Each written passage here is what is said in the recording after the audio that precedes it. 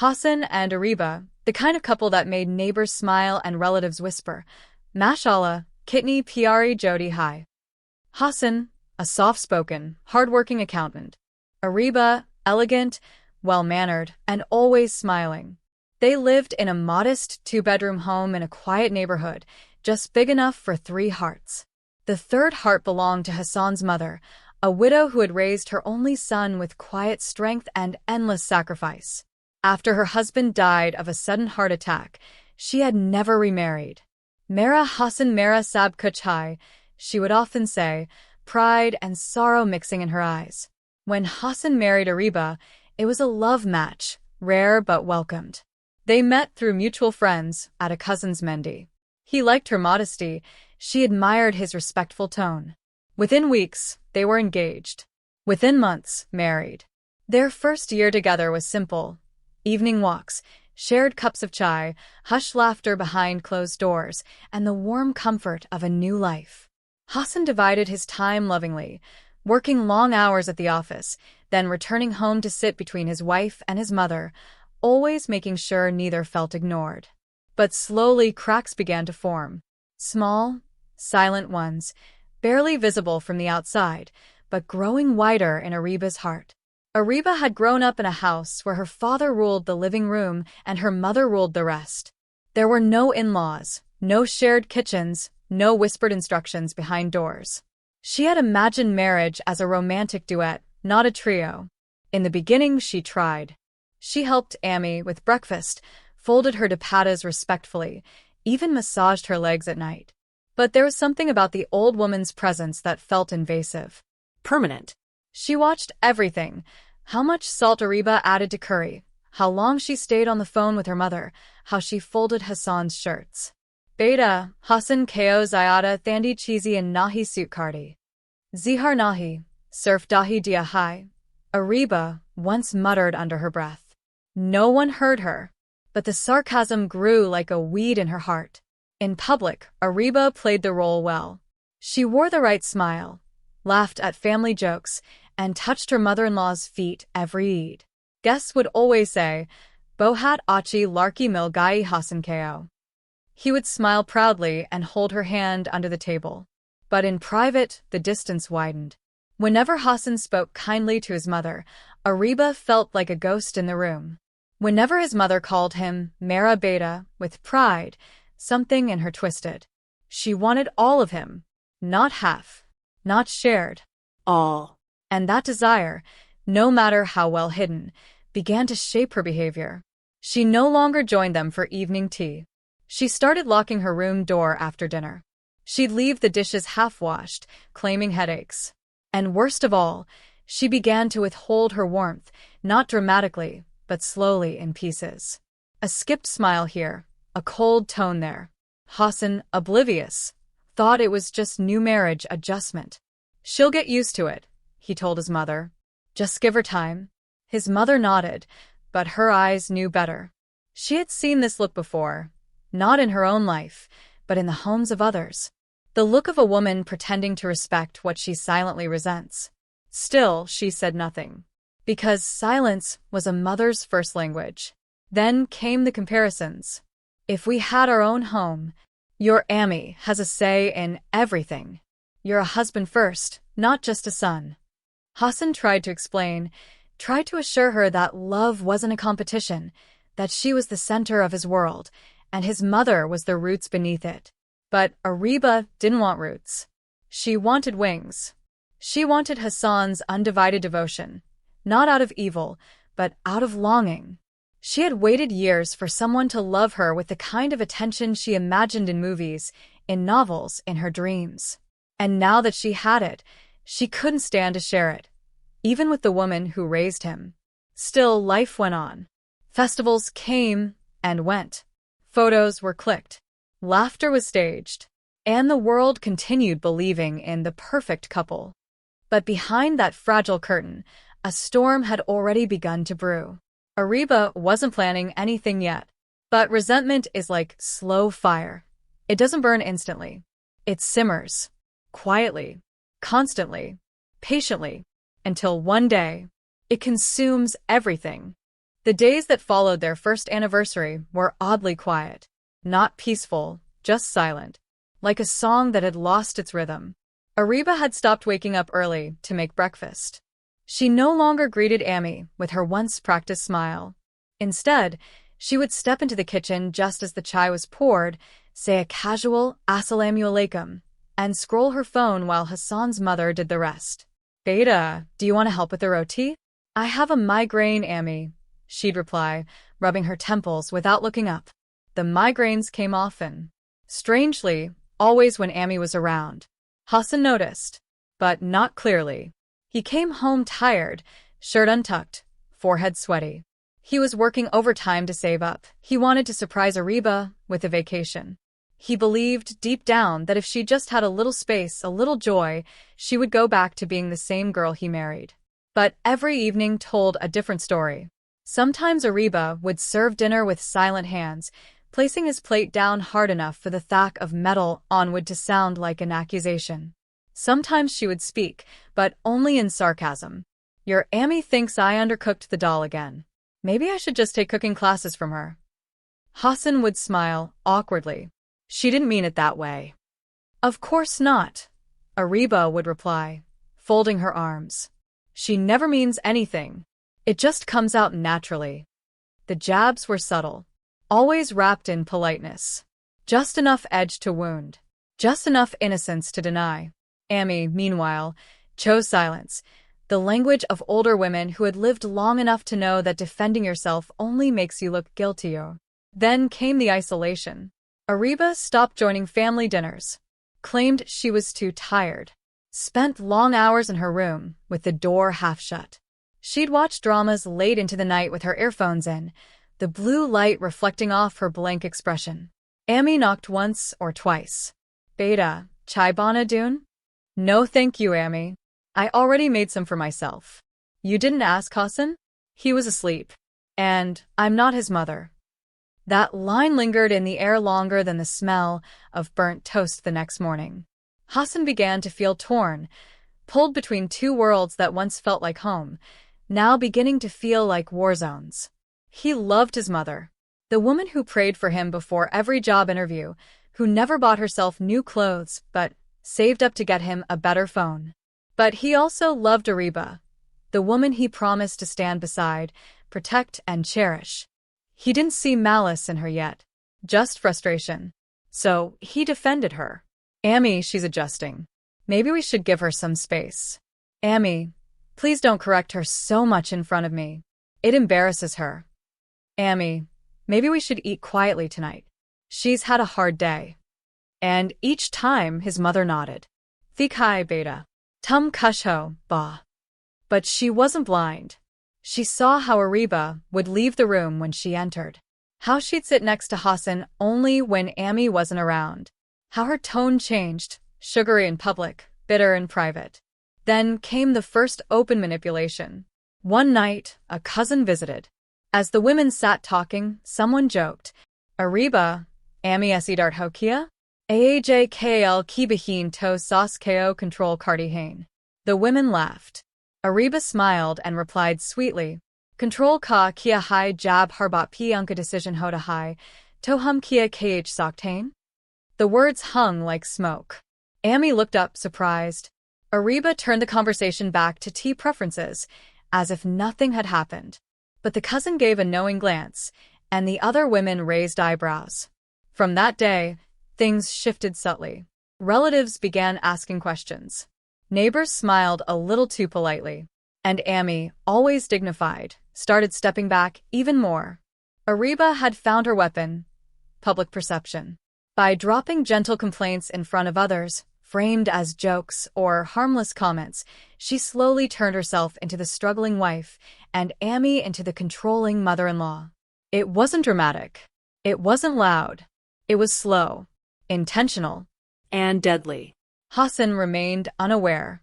To him, his wife was adjusting, and his mother was old-fashioned. He didn't know he was being positioned between a quiet war of affection and territory.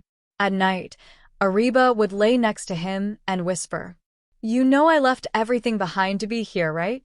Sometimes I feel like I'm just a guest in this house." You're the only one who understands me. And he'd wrap his arm around her, guilt rising in his chest. She would smile in the dark, knowing each sentence had planted a seed that would soon bear fruit. Not love, but doubt. It started with a headache. Reby brought Hassan his dinner one evening, dal, roti, and a glass of chilled water. He ate slowly, rubbing his temples. Thoda sarduk raha hai, he said.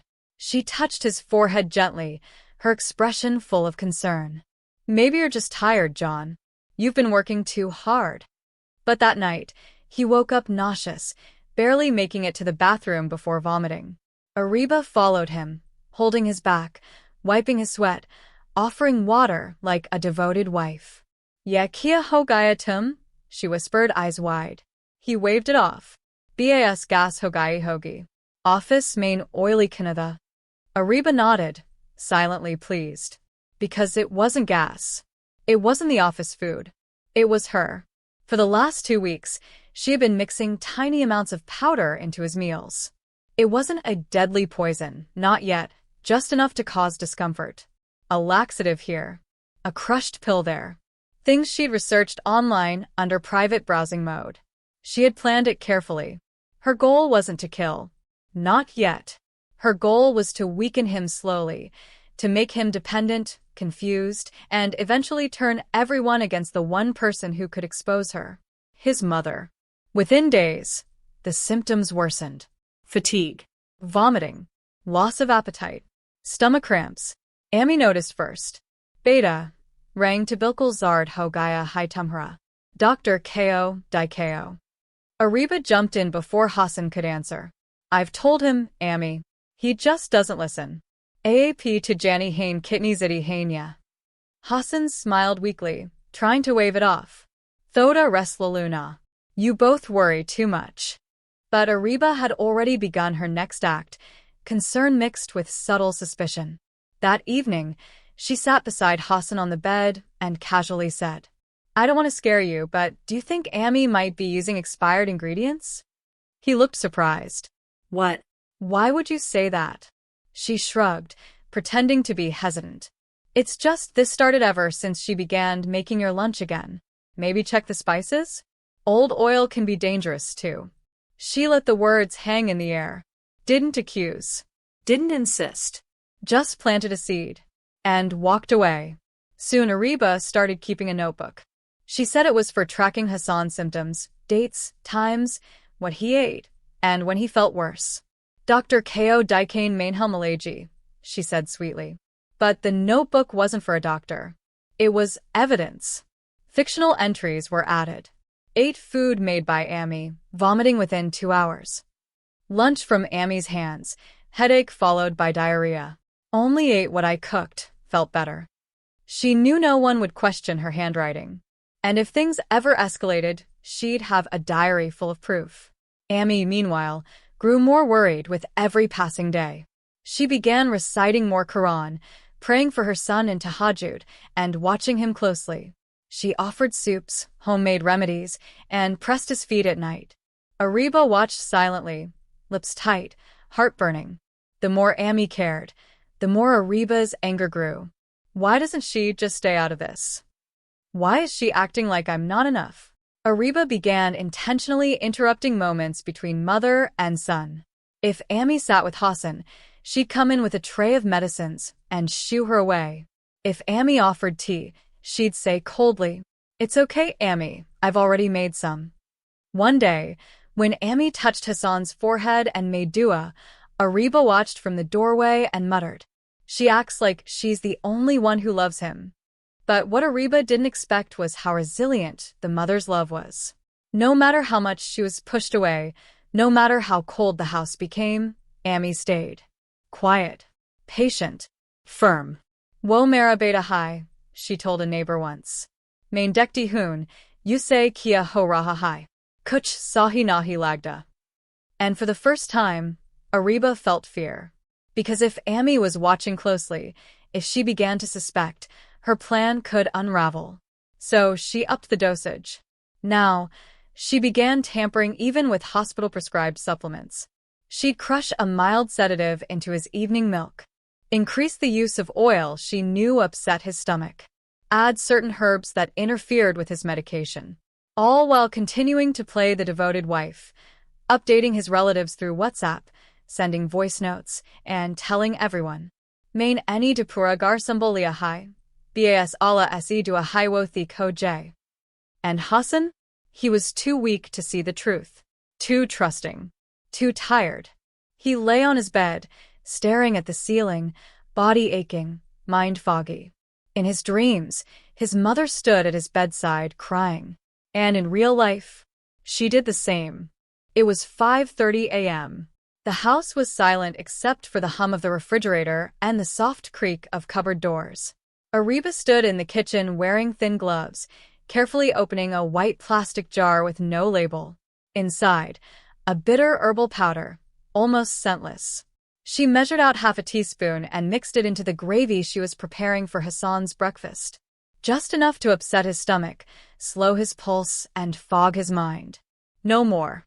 No less. She had been doing this for weeks, adjusting the dosage based on his reactions. At first it was basic. Expired ghee, low-grade spices, a few sleeping pills crushed into his chai. But over time, her methods grew sophisticated. She kept a secret stash in a locked box inside her dressing drawer. The box held herbal sedatives, laxatives, and mild irritants, unmarked syrups. A tiny bottle with a skull faded on the side. The irony? Much of it was legal. Over the counter. Harmless, if used properly. Deadly if misused. And Reby knew exactly how to misuse them. On the outside, she was the perfect wife. She posted smiling selfies with Hassan's medicines in the background. She updated his condition in family WhatsApp groups with carefully selected emojis. Crying face, he's not improving. Please keep us in your duas. She accompanied him to the clinic and nodded as the doctor spoke, asking intelligent questions, pretending to be concerned. Even the doctor once said, "Reby, you're doing such a great job. Some women would have given up by now." She smiled. A soft, humble smile. But in her eyes was victory. Her duality was terrifying. In front of Hassan, she would feed him soup with her own hands, wipe his forehead with a damp cloth, whisper prayers while running fingers through his hair. But the moment he drifted into his sedated half-sleep, she'd turn away with blank eyes. Sometimes, when he lay too still, she would lean close to his ear and whisper, "You ruin my dreams. Now I'll ruin yours." And then she'd walk out humming softly. Why? Why would a woman, once seemingly in love, want to destroy the very man who gave her everything? The answer lay in the past, in her quiet resentment, growing like mold in the corners of her heart. Flashback. The real Reby. Reby was never poor, but she always felt powerless. Her father, a dominating man, never let her mother speak without permission. Her elder brother once slapped her in front of guests for laughing too loud. In school, teachers praised her handwriting but ignored her opinions. She grew up in a house where silence was expected of women. So she watched and learned that silence wasn't surrender, it was strategy. She promised herself, "When I marry, I won't be silent. I won't share. I won't obey. I will own." Hassan, to her, was not just a husband. He was freedom. But that freedom was short-lived. Because his mother existed. And as long as she lived in that house, smiling, praying, watching, Reby could never be in full control. That's when resentment turned to hatred. And hatred to action. But even poisoners need someone to pour into. Reby's mask began to slip in the presence of one man. No one in the family knew him. No one saw him visit. He was simply saved in her phone as Remat W., a local shopkeeper's nephew. A charming man with a crooked smile and eyes that seemed to see straight through people. They had met a year ago when Reby came to get Hassan's vitamins. Remat noticed her loneliness, her suppressed frustration. "You're not like the other women here," he once said. "You deserve more than this cage." She didn't reply, not directly. But she came again. And again. At first it was just small talk. Then came complaints. Then secrets. Then whispers exchanged in the quiet of closed shutters. There was no physical affair, not yet. But something deeper, more dangerous.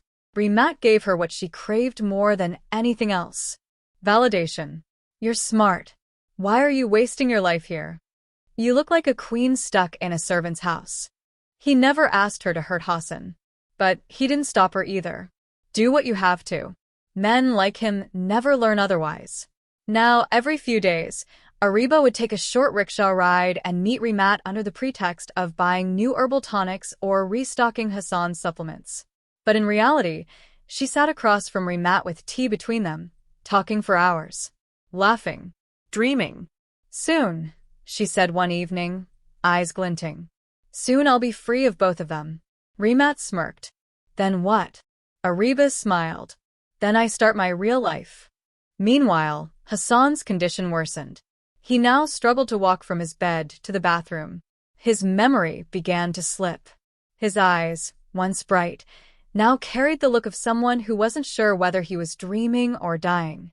And still, Reby sat beside him each night, kissed his forehead, and whispered, Allah Shafada. But when he turned away, her expression changed. From concern to calculation. Because for Reby, it was no longer just about Hassan. It was about power, about revenge, about watching those who had caged her suffer. The evening Hassan collapsed was eerily calm. There was no shouting, no warning signs, just a soft thud in the hallway as his body crumpled to the floor like wet cloth. Reby screamed. The spoon in Amy's hand clattered to the ground. Everything after that moved in a blur. By the time the ambulance arrived, Hassan was pale, barely conscious, his lips cracked and dry, pulse faint. The paramedic asked what had happened. He hasn't been eating properly, Reby answered quickly. He vomited twice today. I told Amy not to give him that tea again, but she just won't listen. Amy turned toward her, shocked. Maine? Any to surf.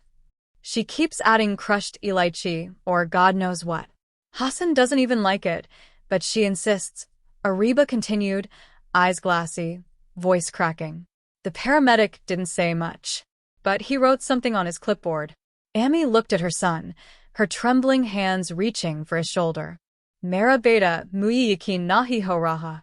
But Hassan, barely able to keep his eyes open, only blinked slowly and whispered, Amy apne kia dia the muyi. It was like something in her broke. At the hospital, Reby took charge. She filled out the forms. She answered all the questions. She stayed by Hassan's side the entire time. Amy was told to wait outside. Hours later, when the doctor came to speak, Reby pulled him aside. She lowered her voice just enough. Dr. Sahab, honestly, I'm worried. I think someone in our home might be mixing something in his food. The doctor looked alarmed. You mean poisoning? Reby's eyes filled with fake tears. I don't want to believe that, but Hassan started falling sick after my mother-in-law began insisting on feeding him herself again. I'm just a wife. People don't listen to me in that house. She didn't say yes and she didn't say no. She simply let the silence speak louder than the words. And once the seed of doubt was planted, it spread.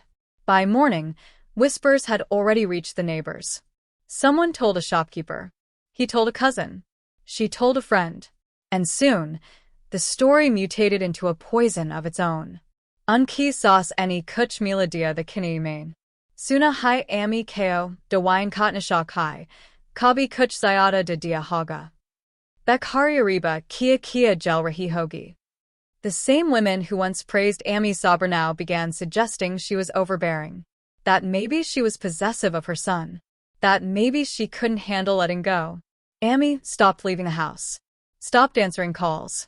She just sat in the corner of the prayer rug staring at the wall, whispering duas that stuck in her throat. Reby watched all this quietly, her plan working beautifully. At home, she walked around with red eyes and sighs heavy enough to attract attention. She cooked for Hassan, brought him soup to the hospital, updated the relatives regularly. Dr. K.H. Rahihain, chemical exposure wahai. Unhone to suspect kia hai kujishi any kuch malaya ho. Main any to surf ami ko manikia but she got so defensive. Hassan's sisters messaged her privately. We trust you, Bobby. If anything feels wrong, please speak up. Ma esi pir hai, lekin kabi kabi unka nature ajib hoda, jaa rahahai. And Reby replied, I don't want to blame anyone. Just pray for him. Saintly. Innocent. Controlled. Exactly how she wanted to be seen. Amy, meanwhile, began losing sleep. She could hear Reby on the phone, whispering late at night in the hallway. Once, she caught a glimpse of her wiping fake tears before entering Hassan's room. And yet she said nothing. But her silence wasn't surrender anymore. It was suffocation. One evening, she brought Hassan a glass of warm milk at the hospital. Main any kuch nahi malaya beta. Bas ala ka namla kudia hai. Hassan looked at her, eyes dull, hands weak. Ami please mui akela cho dine thodider. She froze. Something inside her shattered with that one sentence. She placed the glass quietly on the table and walked out. Reby entered moments later, picked up the glass, sniffed it, and poured it down the sink, just in case. The nurses began talking too. Wife is so attentive. Mother's behavior is strange, very quiet, doesn't even talk much. Maybe she's ashamed. One nurse, however, the youngest, kept watching. She noticed Reby's carefully staged expressions, the perfectly timed sighs, the way she always arrived when Hassan was too drowsy to speak properly. She made a note in the file. Patient declining despite treatment. Observation recommended. And Hassan? He was floating between confusion and pain. His body failing, his memories fractured, his heart pulled in two directions. He remembered Amy's sacrifices, her bedtime stories, the way she kissed his forehead during fevers as a child. But now, everything was so twisted. Could love become poison? Could age turn people cold? He wanted to believe in her. But Reby's tears, her devotion, her notebook of symptoms, it all seemed so real. He cried alone that night, his hands shaking as he whispered, Allah, agar ma any kuch nahi kia, tomui kushak ho rahahai. And somewhere in the darkness, Reby smiled. She didn't pack much. Just 2 suits, a bottle of ITR, and the Quran she read every night through tears. There was no drama, no shouting, no public farewell. Just a quiet rustling of cloth and the soft click of a suitcase closing at dawn. Hassan's mother was leaving. Not because she wanted to. Because her presence had become a burden. A question mark. A threat. It started 2 days after the last hospital visit. Reby stood in the hallway, fake tears in her eyes, whispering to Hassan's uncle. Main kuch kana nahi chaditi, parjab esi ami ani kana pakana shirukia the Hassan ki tabiat gerdi gai. The uncle frowned. To kh do. Agar kuch sach hai to chup rena gana hai. Main doctor esi bibat kar chuki hun. Wo bi kh rahi the kud jishi cheese ka reaction hai. It was all perfectly timed. Perfectly delivered. By the time Amy entered the room with fresh clothes for Hassan, the silence had already shifted. No one looked at her directly. No one asked her how she was. Her own son turned his face to the wall. That night, she cried in sajda, forehead pressed to the cold floor. Ya Allah, agar main kuch galit kia hai muimaf kar. Or agar main bikazer hun, to mui isit esi nikolda, is zulmesi. And her dua was answered. She left the next morning, without saying goodbye. Reby stood by the window, watching the rickshaw disappear down the lane. A faint smile curved her lips. Ek rukawat kamhui, she whispered to herself. Now, there was no one to question her meals. No one to sit beside Hassan and touch his forehead. No one to contradict the narrative she had carefully built over weeks. Hassan, now fully in the hospital under observation, was in her hands. Literally and legally. The nurses saw a devoted wife. She visited 3 times a day, always on time, always with home-cooked food. She'd softly scold Hassan for not eating, wipe his mouth with a tissue, and speak to the doctors in perfect, respectful tones. Main eni tizandagi da p lagadi hyaski sevamain. She even brought framed photos of them smiling from better days and placed them on the bedside table. Doctors appreciated her presence. Other patients' families praised her dedication. Even the head nurse said once, "Wish all patients had someone like you." But one person didn't believe the mask. Nurse Sumbul. Sumbul had been on the night shift when Hassan first arrived. She noticed things others didn't. Reby always insisted on feeding him herself, never letting the staff check the food. His condition dipped after eating, not before. The way she reacted when Sumbul once offered Hassan juice, almost possessive. And then there were the numbers. Despite the medication, Hassan wasn't stabilizing. His vitals fluctuated oddly, as if something was interfering. One night, after Reby left, Sumbul sat by Hassan's side, holding his cold hand. "Aap kima aditi na," she whispered. A weak nod. "Kia wo kabi kuch sayada dediti? Kuch ajib." He opened his eyes slowly, confusion in his gaze. "Nahi mato surf dua karditi." And then, silence. That was all she needed. The next day, Sumbul quietly reported her suspicions to the senior nurse. "I'm not accusing anyone," she said carefully, "but I think we need to test the home-cooked meals before giving them to the patient." She received a stern look. "We can't question a family member without evidence." "Then let's get evidence." And so, the plan was set. Reby walked into the hospital as usual, a fresh thermos of soup in hand. She smiled at the receptionist, waved at another patient's family, and entered Hassan's room humming a soft tune. Sumbul watched from a distance. That day, she didn't stop Reby. She let her feed Hassan. She let her smile. She let the poison pass. But she also made sure the empty thermos was collected later, discreetly. Back home, Reby opened her message inbox. "Remat W. Kam kitna re gaya hai?" She typed back. "Bas kuchdin or Furzadi." She looked at her reflection in the mirror, a grieving wife, a caregiver, a warrior. No one would suspect her now. Not the hospital, not the family, not even Hassan. But she didn't see what was coming. Because somewhere in the background, Sumbul had begun pulling the first thread. And once the first thread unravels, the whole fabric begins to fall apart. The reports came back on a rainy Wednesday morning. The head physician, Dr. Khalid, stood by the window reading Hassan's updated blood work. His brows furrowed. Something wasn't right. The toxins weren't common, but they were consistent. Low traces of substances that should never have entered a healthy body, sedatives, irritants, digestive inhibitors. Not enough to kill, but enough to erode. Over time, they could disable, or worse, mimic terminal illness. Dr. Khalid's hand tightened on the paper. "He's being poisoned," he said aloud. Nurse Sumbul, who had quietly entered, exhaled slowly. "Sir, I was afraid of this." She recounted what she had seen over the past few weeks, Reby's behavior, her insistence on feeding Hassan herself, her resistance to letting anyone else touch his food. "And sir, I've been watching his reactions," Sumbul added. "He's worst after eating her food, but better when we give him fluids and medicine." Dr. Khalid's jaw clenched. "This is a criminal matter now. Shall I inform the family?" He shook his head. "Not yet. We need undeniable proof." The next day, a small, barely noticeable security camera was installed in Hassan's private hospital room for patient safety, as they told Reby. She smiled politely. "Of course. I want nothing but the best care for him." But her eyes flickered. Just for a second. The footage was monitored live from the nurse's station. The first day, nothing happened. Reby entered with a thermos of soup, wiped Hassan's face, smiled like a saint. She fed him patiently, even kissed his forehead. Sumbul almost began to doubt herself. But on the second day, everything changed. At 11:02 a.m., Reby entered the room.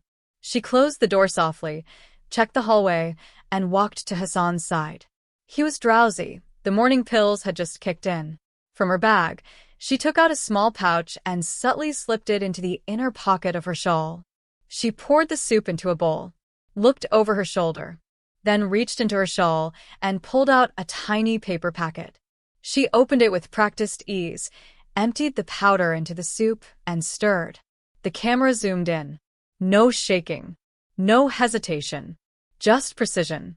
Then she leaned over and whispered into Hassan's ear. You look worse every day. Maybe you should stop listening to that mother of yours in your dreams too. The nurse watching the feed gasped. She paused the footage, rewound, watched again. There was no room for interpretation. No misunderstanding. This wasn't care. This was murder in slow motion. By evening, Dr. Khalid and the hospital administration had watched the full 17-minute clip. It showed more than food tampering. It showed Reby wiping tears she didn't have, murmuring lies into Hassan's ears. Your Ammi never liked me. She made you sick with her remedies. You need me. Only me. The transformation on tape was chilling. Dr. Khalid spoke in a low voice. Contact the authorities and record every visit from now on. But before going to the police, they decided to inform the person who needed it most. Hassan. The next morning, Nurse Sumbul entered the room with a gentle smile and a tablet in her hand.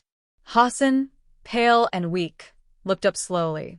Sir, Kuch Batana Hai, she said softly. Zarori Hai. She placed the tablet on the side table and played a segment of the video. Hassan blinked slowly at first, confused. Then he saw her.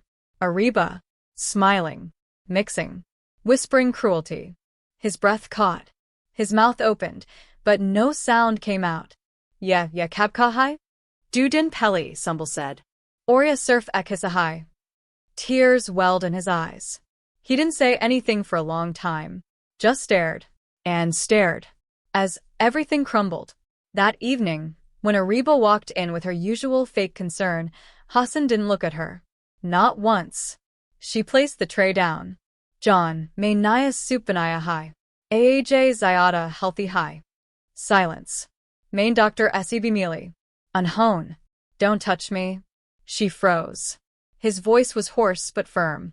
He looked at her, eyes burning not with fever, but with truth. Kiamalati Timir Kani Main? Her hands trembled. She tried to smile. Hassan, what are you saying? Main Sabdek Chukahun. A pause. Her smile cracked. You think your mother didn't poison you? I saved you. I stayed. Enough. His voice rose, louder than it had in weeks. Tum any Mary ma keo toda. Mui toda. Main Sab Sach John Chukahun. She stepped back, eyes wide. Just then, 2 uniformed officers entered the room. Reby turned pale. Wo Judi video hai main kuch nahi.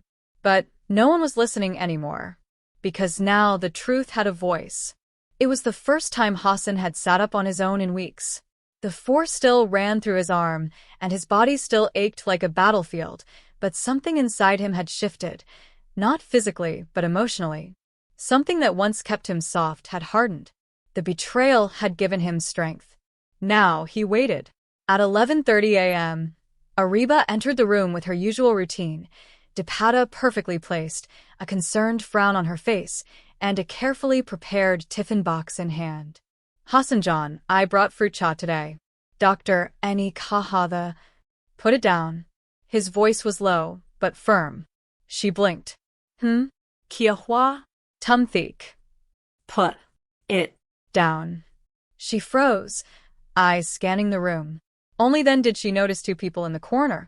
Dr. Khalid, arms crossed. And next to him, Fahad, Hassan's childhood best friend. Reby's smile twitched.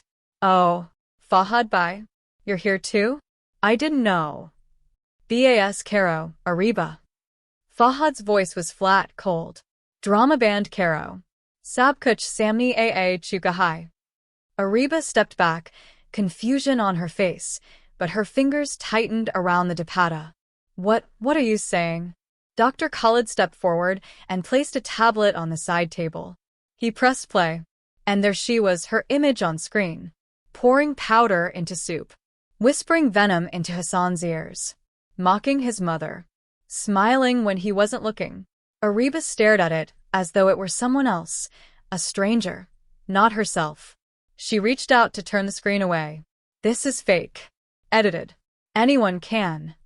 Enough, Hassan shouted, surprising even himself. His body trembled, but he didn't look away. Muya pada chalgaya, Mary Bamari koi takdir nahiti. Tum ti. Areba's eyes widened. She took a trembling step toward him. No. Hassan, please. I was scared. I thought Amy was hurting you. I thought she was. Tumhra jut surf Amy tak nahida. Mary ru tak pohak gaya. Tears rolled down her cheeks, but something in her face didn't match the sadness. Something calculated. I loved you, Hassan. Wallah. I did everything for you. Your mother hated me from day one. She never tried to kill me, he snapped. She never lied to me, manipulated me, poisoned me, and then blamed the only person who truly loved me. She fell to her knees beside the bed. Please, please don't let them take me. I was under pressure. I didn't know what I was doing. Fahad stepped forward. You knew exactly what you were doing. You planned this. Shut up. You always hated me. I didn't hate you, Reby. I feared for my friend. I saw what you were doing. But he couldn't because he loved you. She turned back to Hassan, sobbing now, her hands reaching for his. I didn't want to hurt you. I just wanted freedom. I felt suffocated, trapped. But then things got out of control. You could have walked away, he whispered. Lekantum, any muijariya. Dear, Hardin, Harnavala zir banadia. She buried her face in the hospital bedsheet, sobbing louder now. But no one reached to console her. Not the doctor. Not the friend. Not the man whose love she destroyed. 2 security guards entered silently. One stood by the door, the other beside her. Dr. Khalid's voice was calm, official. Miss Reby, based on the evidence, the hospital has filed a complaint with the authorities. You are being detained for questioning. Your actions are under criminal investigation. She looked around, stunned. You're all against me. You're believing a video over a wife. She turned to Hassan one last time. AAPB? He looked at her. The woman he once dreamed of a future with. The woman who made his home beautiful, then turned it into a cage. Main surf tumhra shoharda, he said softly. Tumui kabi insan nahi samji. And with that, the guards escorted her out. No more cries. No more explanations. No more pretending. Just footsteps fading into silence. Fahad sat beside Hassan after the door closed. By main chata the kuya sabjat ho. Par tu jita, raha aski jut main. Hassan didn't speak for a while. Then finally, in a broken voice. Main hardanuska shakar ada karta the koala ani mui acbvd. He looked up, eyes bloodshot. Or usi ani mui sab sayada tordia. Dr. Khalid placed a comforting hand on his shoulder. Lekanab sach tumhair pas hai. Or tumhair sothum sabhain. And for the first time in weeks, Hassan nodded, not out of weakness but strength. Because truth hurts. But it also heals. The day Reby was arrested, it rained. Not a storm, not a drizzle. Just a quiet, slow rain, like the sky itself was mourning what had been lost. She didn't resist as the police took her away. Her hands in cuffs, her eyes hollow, no more performances left to give. No more tears. No more lies. Just silence. The news spread like wildfire. She poisoned him? His own wife. And blamed his mother? Gossip turned to shame. Shame turned to silence. And silence turned into long, uncomfortable stares every time someone passed by Hassan's mother's home. It was Fahad who called her. Amy, please. Hassan needs you. She didn't speak for a moment, then softly replied. Asmuyi bejdiada, wo tuda wahai, Amy. Surf aap, hijad saktihain. She returned the next day, not in grandeur, but like a shadow, quietly stepping into the hospital, carrying only a tasbih and the shawl she wore the day she left. Hassan was awake. pale. Thinner than before, but alert. When his eyes met hers at the doorway, something in him broke.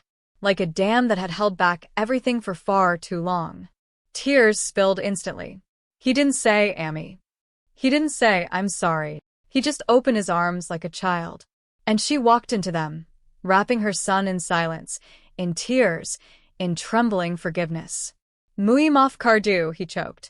Main Tumparshak Karbatha Main Tumra Hakdar Nahi. She didn't speak. Just rested her hand on his head and kissed it over and over. And for that one moment, there was no poison, no betrayal, no blame, only a mother and her broken son. The next Friday, the imam of the local masjid addressed the community. When we rush to judgment, we become unjust before Allah himself. Hasan ki ma par sab ani ungli athayiti. Or aaj sab ko usi sharminda nazar malani hai. People listened in guilt. Some came with flowers, others with fruit baskets. But the mother, now known simply as Amy again, didn't open the door for many. She wasn't bitter, just distant. She had been humiliated in silence, accused in whispers, thrown out by the very son she'd raised. And though she forgave everyone with her lips, her heart now guarded itself. Even from Hasan. At home, she cooked again, laid out his medicines, sat by his bed while he napped. But the warmth that once filled the house was slower to return. She still smiled, but her smile didn't reach her eyes. Hasan noticed, and it tore him more than the betrayal ever did. Ami, aapidamaf kar chukihona? Beta, mafidina asan hai. Bol janas mushkil. To main kiakaran? She looked at him, eyes full of pain, and still love. Surfitna, kudobara jishi ka yakin, is Tara na to do. Na kudka, na kisi apni ka. Meanwhile, a Reby faced trial. The evidence was irrefutable. The footage, the reports, the toxicology results. Her tears no longer moved anyone. She tried to paint herself as a victim of pressure, of mental stress, of emotional suffocation. But the truth was louder than her voice. The court declared her mentally fit and morally corrupt. She was sentenced under attempted murder, domestic abuse, and false accusation. And with every word read out in court, Hasan didn't feel relief. He felt emptiness. Because sometimes justice doesn't bring joy. It only confirms that the hurt was real. But slowly, life began to move. Fahad visited more often. Relatives apologized. The neighborhood that once whispered venom now offered prayers and awkward apologies. But Amy stayed the same, kind, soft-spoken, but distant. And Hasan? He spent most of his time in the courtyard, writing in a notebook the doctor gave him. One page simply said, "She broke my body, but I broke my mother's heart." He didn't seek redemption in the eyes of the world. He only hoped to rebuild what mattered most. One evening, as he lay in bed, Amy brought him tea. She placed it beside him and turned to leave. "Amy," he said softly, "Mui sula du jays bakpan main salati tea." She paused, turned, and for the first time in weeks, she smiled fully, the kind of smile that carries a lifetime of pain, and yet still chooses to love. She sat beside him, ran her fingers through his hair, and hummed the same lullaby she used to sing years ago, when he was small, innocent, and untouched by betrayal. The house in the quiet town wasn't grand. It didn't have the arches of the old place, or the marble tiles Reby had once chosen. But it was peaceful. 2 bedrooms, a garden with dried roses trying to bloom again, and an old wooden table that rocked slightly. One leg always needed a folded newspaper to stay balanced. Hasan and his mother sat there every evening, not always talking, sometimes just breathing. Healing doesn't come in waves. It arrives like sunlight through a cracked window, slowly, shyly, and never quite fully. Hasan's body had recovered more quickly than his spirit. The scars inside weren't visible, but they stayed, in the pause between his words, in the tremble of his hands when someone handed him tea, in the way he sometimes looked at his mother as if checking whether she was still there. And she always was. Quieter now, but solid as stone. She had forgiven him. But forgiveness didn't erase memory. It only softened it. 6 months later, Hasan used the settlement money from the case to do something unexpected. He opened a small clinic. Not for profit. Not for pride. But for people like her, his mother. The plaque outside read, "Nisbat Clinic for the Silent Victims." A place for abused elders, emotionally neglected parents, and women or men whose pain lived behind smiles. He told no press. He gave no interviews. He simply showed up every morning, helped where he could, listened when people spoke, and gave free checkups with gentleness he once never had time for. One day, an old woman came in, her hands bruised, her voice hesitant. She whispered, "Beta, mui nahi lagda koi samjega." And he replied softly, "Main samajda hun." That one sentence gave her more strength than any medicine could. Because some wounds don't need a cure. They just need recognition. At home, Amy would sometimes look at him from across the rocking table and ask, "Dak jada hagana?" He'd shake his head and smile. "Aap kadar deklia, tabjishi, or kabardash nahi hoda." She didn't say much in return, but he'd catch her wiping her eyes sometimes quietly when she thought he wasn't looking.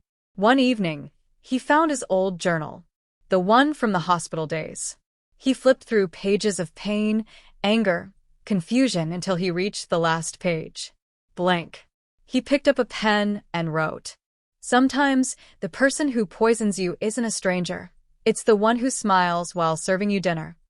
He stared at the words for a long time, not with bitterness, but clarity.